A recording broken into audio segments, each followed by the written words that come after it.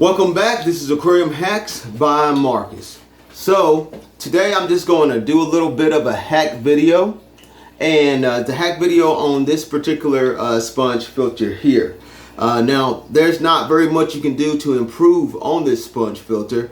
If anyone else has any kind of other kind of hacks other than this video about this, how to hack the sponge filter, then please feel free to share it in your comments. But this is the way that I'm going to hack it out, which I think that will improve it quite a bit. Now, the media, the hard media that comes with this sponge filter is this thing here, which looks like the stuff that EHM makes for their canister filter. Let me assure you, it is not of the same quality.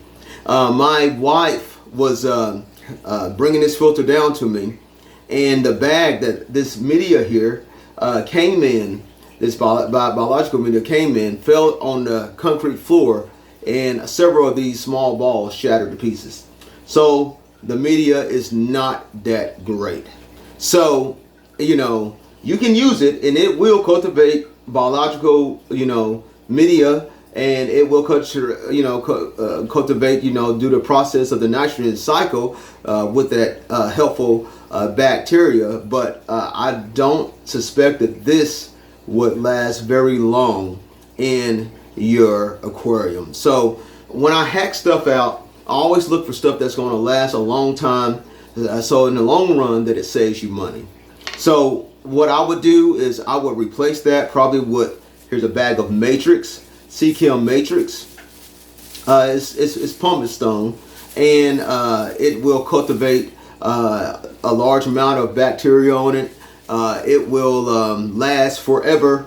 It will definitely do that. And when you drop it on the ground, it's not going to explode into many different pieces. But it's up to you on what kind of biological hard media that you want to use in this. But I'm definitely going to use the matrix. You can even use crushed up lava rock, but you just want to get something small enough that will, fill this chamber up, because the water sucks in through the sponge and down through this chamber, then back up through here, and then blows out back into your tank. And another thing that I'm going to improve on this filter is the sponges. The sponges just don't seem to be very good quality either. Even though this is an awesome filter, the sponges seems to be like the sponges that you put around your AC window unit to keep bugs and air out. So I don't see this sponge lasting very long. And more than that, it's a very fine sponge, which, it's just great for air-driven, device like this. It will cultivate a ton of healthy bacteria on your filter, but it's not good quality. I don't look at this as lasting even a good 6 months, right? And then, you're out throwing it away, and then you have to buy a new one. It seems like that's how they kind of make it in the market. They make it to fail eventually, deteriorate and fall apart. And so maybe this will last, a year. I doubt it, but but anyway, we're going to improve on this. So we're going to get rid of this, and we're going to go with ATI sponge filters. I think this is maybe 2 inches wide. I think maybe 2 inches wide. That's about all you need anyway. It's about 2 inches wide. And so now, how would you go about putting this ATI filter on these small tubes here? Tubes is about 1/4 inch wide.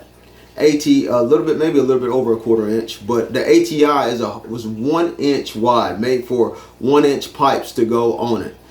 This is made for pre-filters like your hang-on-the-backs and your hang-on-the-back in your canister filters. This is what this is made for, to go on there. But we want to make it to fit on here so that we can have a great sponge filter that won't clog very easily, and that will virtually last almost just years before it deteriorates and you have to replace it. And so that hole is way too big, right? I mean, that's just not going to work. So once you put that in the water, it's just going to float off. So you have to figure out how you want to put this on here. One way you can do it, you can put some rubber bands around it, tie it around tight, or a zip tie, and that'll hold it on there. That's not the way that I'm going to do it though. So the way that I'm going to do it is like this. I'm going to take my, oh, there's a little piece that fell down there. But anyway, I'm going to take my ATI sponge filter and I'm going to cut me out another piece of sponge, probably 10 PPIs, probably best. I want to go no higher than 20 PPI sponge, but I'm going to take me another piece of sponge like this, and you see how the light shines through that, so you know it's very coarse. And I'm going to cut it to go on about halfway, or at least a quarter of a way up, about like that. I think that's about probably about halfway right there. So I cut it about halfway, and I'm just going to stuff it inside of this hole. Fold it and stuff it inside the hole. Get it all the way up in there. As much, you don't get it about like that, should be fine. Okay, so it's in there. And then what I'm going to do is, now that's going to make this on the bottom. Now this is going to make it very tight on here, or have a nice snug fit. You're just going to take your pipe, put it in there, nice snug fit. That's not going to go anywhere. That's not going to float off now. Now you have the problem here with the big hole on top. So what you want to do is just cut you another piece of sponge. I've cut one here, fold it in half, just like you did on the bottom, and just kind of stuff that all the way down there, just like that. And that one on the top don't have to be, half of it. It just needs to be big enough just to cover the hole here on top. That's all. Matter of fact, you can just cut it round and kind of stuff it in there, and just have it just to cover the hole on top. But anyway, I cut it like that, and then I'm going to stuff that in there. Now that's stuffed in there. That's not going to go anywhere, and that is stuffed. On the top. So that's not going to go anywhere. See how strong that is. So that's not going to go anywhere. So now you have improved this sponge filter. Now instead of having this 5-foot sponge filter on this side and having this cheaper hard